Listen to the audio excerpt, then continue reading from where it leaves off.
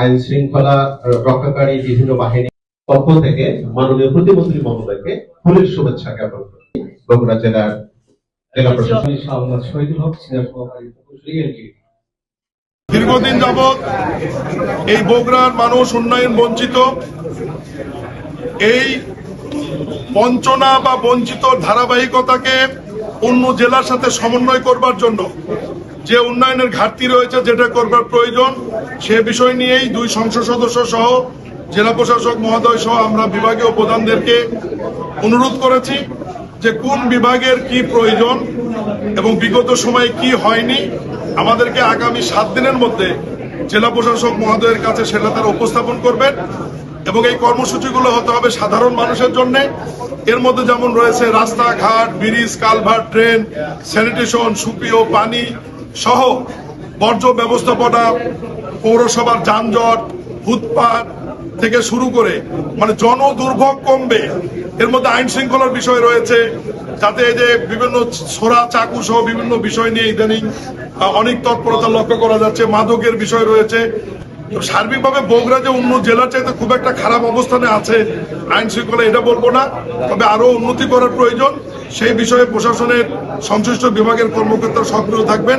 আর উন্নয়নের বিষয়ে সরকারের বয়স কেবল 10 দিন, আমরা কাজ শুরু করেছি এবং আজকে আমরা বিভাগীয় প্রধানদেরকে অনুরোধ করেছি যে বগুড়ার 60টি আসনে আমাদের 12টি উপজেলা এবং 12টি পৌরসভা কোথায় কি প্রয়োজন এই বিষয়গুলো 7 দিনের মধ্যে জেলা প্রশাসক মহোদয়ের কাছে তারা প্রতিবেদন আকারে দিলে আমি জেলা প্রশাসক মহোদয়ের সাথে বসে সংশ্লিষ্ট মন্ত্রণালয়গুলোতে কথা বলে দ্রুততম সময়ের মধ্যে বগুড়ার এই উন্নয়ন বঞ্চিত বগুড়া জেলায় যাতে কাজগুলো শুরু হয় এ ব্যাপারে আমরা পদক্ষেপ নেব। আর সবচেয়ে বড় প্রকল্প যদি যেমন বিমানবন্দর, সিরাজগঞ্জ থেকে বগুড়া রেল সংযোগ, আমাদের বগুড়ার বিশ্ববিদ্যালয়, বগুড়া সিটি কর্পোরেশন, এই বিষয়গুলো যাতে দ্রুত সময়ের মধ্যে বাস্তবায়ন হয় এ ব্যাপারে আমরা কথা বলেছি এবং আমাদের অগ্রগতি কত দূর আছে সেটা আমরা জানার চেষ্টা করেছি এবং ওই অগ্রগতি থেকে শেষ পর্যন্ত নিয়ে গেতে কি করার প্রয়োজন জেলা প্রশাসক মহোদয় আমাদেরকে সেটা বলেছেন। আমরা এই বিষয়ে দ্রুত পদক্ষেপ নিয়ে যাতে এগুলো বাস্তবায়ন হয় আমরা এই বিষয়গুলো দেখব ইনশাআল্লাহ।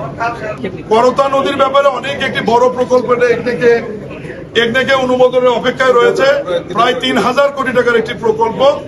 আমরা চেষ্টা করব যাতে দ্রুততম সময়ের মধ্যে একদিক থেকে প্রকল্পটি পাস হয়ে বাস্তবায়নের দিকে যায়। বিএনপির যে নির্বাচনী যে কর্মকৌশল বা কর্মসূচিগুলো ছিল, ফ্যামিলি কার্ড, কৃষক কার্ড, মানুষের কর্মসংস্থান, খাল খনন, বৃক্ষরোপণ, ইমাম, মসজিদ, খাদেমদের যে সম্মানী প্রদান, এই বিষয়গুলো আমি সাধারণ মানুষকে অনুরোধ করবো, বিশেষ করে বগুড়ার 50 লক্ষ মানুষকে অনুরোধ করবো, আপনারা কোনো টাউট বাটপার দালালের খপ্পরে পড়বেন না। এ সমস্ত কার্ড নেওয়ার জন্য কাকে কোনো উপঢৌকন বা ঘুষ বা টাকা দিবেন না। এগুলো সরাসরি সরকারি কর্মকর্তারা নিয়ম অনুযায়ী তালিকা প্রণয়ন করে যার যেটা প্রাপ্য সরকারি অফিসাররা পৌঁছে দিবে। এ ব্যাপারে প্রধানমন্ত্রী, মাননীয় প্রধানমন্ত্রীর সরাসরি দিক নির্দেশনা নিয়েছে।